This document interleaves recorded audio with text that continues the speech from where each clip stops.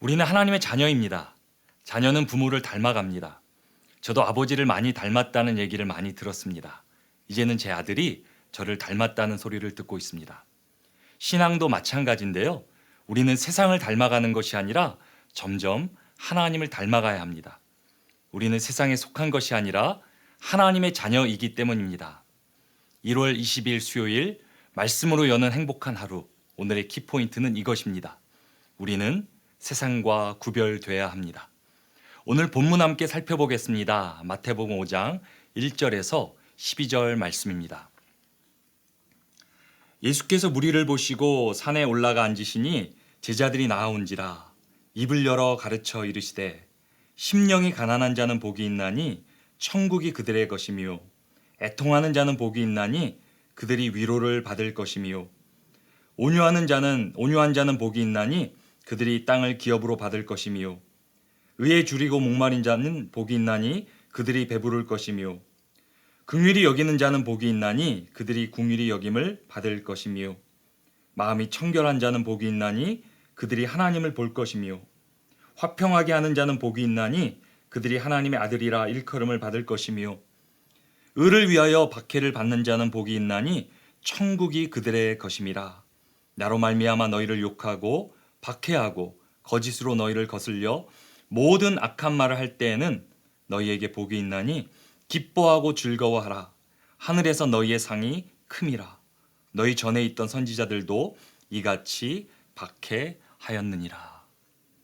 오늘 본문에서 예수님은 복에 관한 말씀을 하십니다. 여러분들 복 좋아하십니까? 저도 복을 좋아합니다.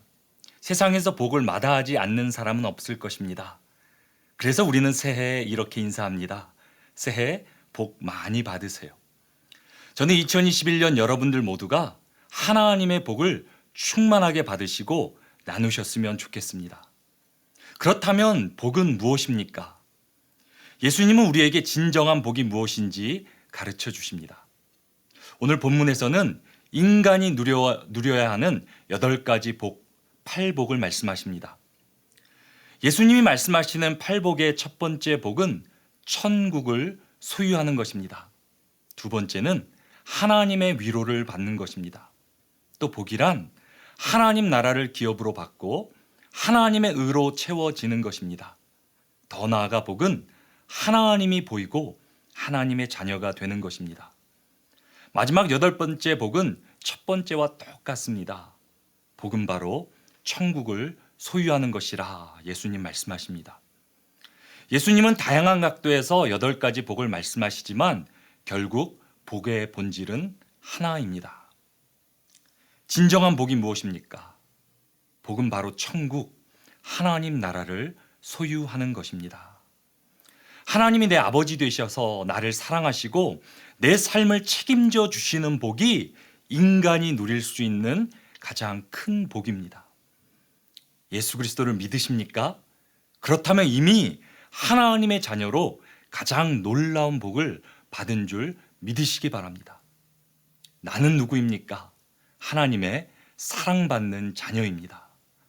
내 삶을 하나님이 책임져 주십니다. 우리는 하나님의 자녀로 세상과 구별되어야 합니다. 세상에서 복을 구하는 것이 아니라 복의 근원이신 하나님이 우리 아버지 되십니다. 우리 모두가 하나님 자녀된 복을 깨닫고 누리시기를 주님의 이름으로 축복합니다. 세상과 구별되어야 하는 두 번째는 바로 우리의 마음입니다. 예수님은 하나님 나라의 기준을 8가지로 말씀하십니다. 가난하고 애통하고 온유하고 의로운 마음, 정결하고 화평하고 마지막으로 의로운 마음. 이 기준들은 행동이 아니라 마음의 상태를 말합니다. 마음이 변화되지 않으면 하나님 나라를 소유할 수 없습니다. 그래서 예수님은 니고데모에게 이렇게 말씀하시는데요. 사람이 물과 성령으로 거듭나지 아니하면 하나님 나라에 들어갈 수 없느니라. 여러분들 정말 거듭나셨습니까? 저는 여러분들 모두가 예수 그리스도를 통해 거듭나 천국을 누리게 되기를 축복합니다. 그렇다면 거듭남의 의미는 무엇입니까? 사도 바울은 이렇게 고백하는데요. 내가 그리스도와 함께 십자가에 못 박혔나니 그런즉 이제 내가 사는 것이 아니요 오직 내 안에 그리스도께서 사신 것이라. 이 말씀을 믿으십니까? 거듭남이란 내가 십자가에서 예수님과 함께 죽고 예수님 안에서 새롭게 태어나는 것입니다.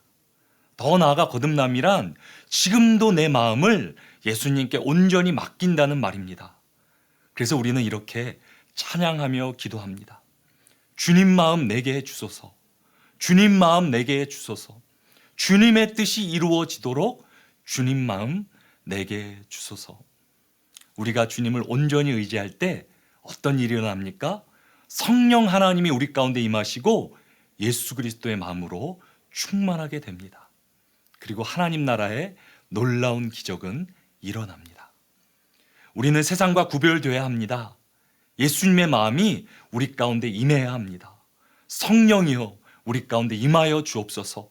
간절히 기도하는 가운데 우리 모두의 마음이 예수 그리스도의 마음으로 충만해지기를 주님의 이름으로 축복합니다.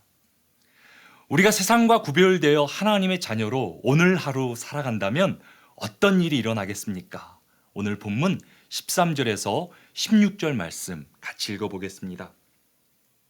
너희는 세상의 소금이니 소금이 만일 그 맛을 잃으면 무엇으로 짜게 하리요? 후에는 아무 쓸데없어 다만 밖에 버려져 사람에게 밝힐 뿐이니라. 너희는 세상의 빛이라.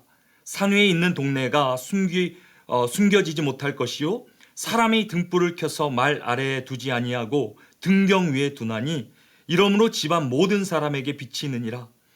이같이 너희 빛이 사람 앞에 비치게 하여 그들로 너희 착한 행실을 보고 하늘에 계신 너희 아버지께 영광을 돌리게 하라. 아멘. 오늘 말씀에 너희는 세상의 소금이 되라, 너희는 세상의 빛이 되라고 말씀하지 않습니다. 예수님이 어떻게 말씀하십니까? 너희는 세상의 소금이다. 너희는 세상의 빛이다. 하나님의 자녀로 이 땅을 살아가는 우리에게는 분명한 사명이 있습니다. 우리는 I'm a missionary, 하나님의 보냄을 받은 선교사들입니다. 우리의 사명은 바로 우리를 통해 세상이 하나님 아버지께 영광을 돌리게 하는 것입니다.